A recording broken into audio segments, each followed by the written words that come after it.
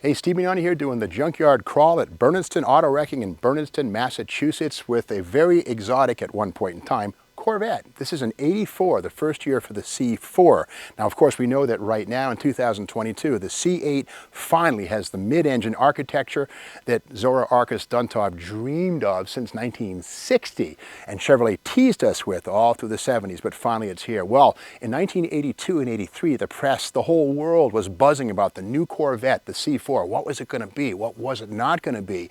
Even led to things like this. This is Car and Driver. This is the June 1981 issue, a full 2-3 years before the actual C4 arrived. Look at this ugly thing right here. What is this?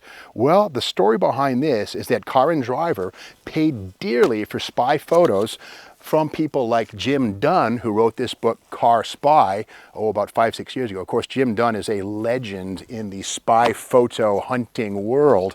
And what Jim Dunn did, he would hide outside of the Milford Proving Grounds. Well, Chevrolet said enough of that crap, and they created an ugly duckling on purpose. It says right here, Jingles, who is Jim Ingalls, scrounged the Proving Grounds boneyard, finding old grills and chrome moldings that he could use to camouflage the cars. Our handsome pre-production prototypes were made ugly with fake front and rear grills and chrome moldings. Car and Driver may have had their spy cover of the new Corvette, but we had the last laugh. And he describes, the writer of this, by the way, is Dave McClellan right there. This book is Corvette from the Inside. This is the inside story on how the C4 Corvette was developed from scratch. And it's a great book. But anyway, apparently the issue was when Jim Dunn would take a picture of next year's car, dealerships selling this year's car couldn't sell them because people, I'm going to wait for the cool one. But with that said, the C4 Corvette was absolutely cool. Unlike the C2 or C3 of 1968 through 81, which was basically an old design, 1963 frame and rear suspension and, you know, Impala brakes. It wasn't really exotic. Well, the C4 was redesigned in every way. Of course, it was still fiberglass. We can see right here, here's the fibers that put the fiber in fiberglass right here. And yes, it's a plastic-bodied vehicle. But again, Corvette reverted to a clamshell front with hot pop-up headlights and under the hood. Now this one's an 84, the one and only year that the Crossfire injected 350 with 205 horsepower was used. Now we know it's a Crossfire car because under the hood we see integrated ductwork. That thing there and this thing here drew air in from the front and then blew them into the magnesium box that covered the Crossfire intake manifold and double one-barrel throttle body. So a one-year deal.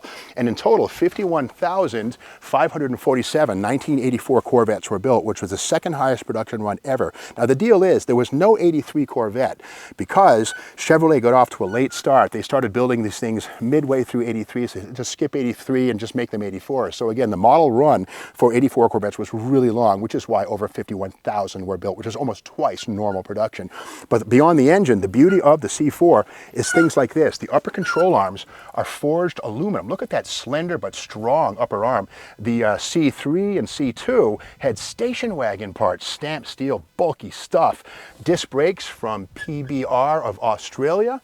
And that was, Gerlach of Australia, and that was standard equipment all the way around instead of the cast iron Delco calipers that were used on the C3 Corvettes. And front spring, the leaf spring, suspension front and rear was a revelation, a fiberglass leaf spring, much lighter.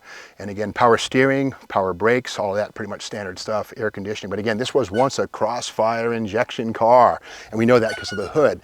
Now the Crossfire was replaced by the Tuneport injection 350 in 1985. Which made 230 horsepower, another 25, and it was really a lot more torque. But one thing that's not often remembered is that Corvettes were not T-tops. When these things were originally designed, there was no consideration given to making these convertibles. So the president of General Motors, Lloyd Russ, said, you know, we want to make this thing as open air as possible. Now the engineers wanted to have a central spine to make the car stiffer and solid like the C3 Corvette.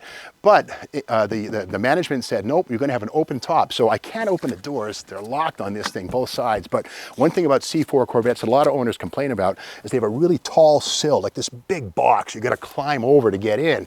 And that's all about maintaining rigidity and stiffness because management didn't want to have a Targa top. Now here it is right here. Again, inside of Dave McClellan's book, Corvette from the Inside, we see here on page 123, It says here, we're talking about refining the structure. It says, all our hard work to define a more efficient structure was essentially thrown out when Lloyd Roos requested that we configure the car as a Targa without the structural tie of a T-top, which you'd see on a C3 Corvette. His directive came so late that we had no time to rethink the structure to find an efficient solution. In retrospect, having solved the same problem for the succeeding generation Corvette, we should have delayed the car for at least 2 years to find an appropriate solution. So there it is. You know, General Motors, as big as it is, quite often was forced and pushed by management decisions and market demands to make shortcuts, which is why when you open the door of a C4 Corvette, you got to climb over and in. Again, without those big rockers on each side, it would be a flexible flyer. But it was all about the removable roof panel and open air motoring without that divider on a T-top. Now, one thing about these cars is that the roof panel, whether it's the optional clear one or the solid standard piece, they're held in with Torx fasteners. I mean, they're bolted in. You can take them out, but there's a tool you have to use. That's because these have an aluminum structure inside. The roof is very much a part of what keeps the A pillar and B pillar well bound and the car from flexing. So when you take the top off, they get shaky, but again, nice open air. But if you go road racing, leave the roof in place. You'll be glad you did.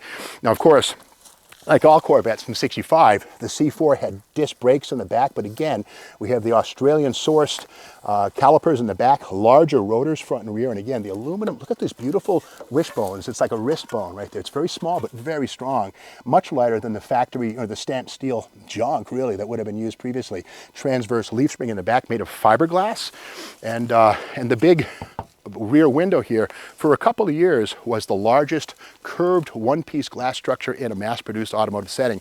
And these have hydraulic struts. These lift up, which allow full access to the back. Now keep in mind, when 76 Corvette got the bubble rear window, 78, excuse me, for the pace car, they had a large window, but it never opened. The only opening glass on a C3 Corvette was the 1982 Collector's Edition. That's the only one that had a hinge, which is insane. All the rest had this thing you could look through, but you couldn't put anything. So for the C4, 84 up, Chevrolet added a hinge, something they hinted at with the earlier car, but here it is. So adding a lot of function. I owned an 85 Crossfire automatic Corvette in California. I went from driving a Ford Pinto, yes, a baby blue Ford Pinto, to a white C4 Corvette, and my life changed. You know, I'd go to Albertsons or Vaughn's shopping malls in Southern California. I'd open this up, load my groceries, and ladies would be checking me out, which is something that did not happen with my Ford Pinto hatchback. So a Corvette will change your life. But again, this is an 84 first year and the largest production year with 51,547 made, which again is about twice typical. So while today's C8 mid-engine Corvette is a no compromises car, in fact, I think it won at Monza, I think it was a recent road race where Corvette beat Ferrari. Ferrari runs out of gas, Corvette steals the win. And we can expect plenty more of that thanks to the mid-engine architecture. Now the Corvette race cars, the C8Rs, are world-beating cars. Well, when the C4 came out in 1984, it too was a revolution. It basically, with its gatorback wheels, 16-inch rims, tires, big fat Goodyears, these were handling monsters. These are great cars and a very important step on the way toward the C8 that we know and love today. But here it is, man. First year for the C4 Dynasty. Yeah, the Crossfire is not so much fun, but again, here it is. A special car, but again, 51,000 of these made. You can find good examples still. So whether this one's going to be saved or not, I kind of doubt it. But with that said, it's a shock to see any Corvette, especially a little red Corvette, in the junkyard. But that's the story of the debut edition C4 Corvette and how Chevrolet tried to fool Car and Driver with that weird, funky mule machine. And that game continues to this day. People trying to find out about tomorrow's stuff, because the one thing you really want to learn about is the stuff you can't see. So, and you got to remember, every single car everywhere was once top secret with its manufacturer before it was launched to the world. From a Volkswagen Beetle to a Ford Pinto, they were all once top secret, and no more so than Corvette, which is always the pinnacle car people trying to find the sneak shots on. So anyway, that's the story of the C4, and if you love this show or this episode, be sure to subscribe to the Steve Maggs YouTube channel. There's tons more to come.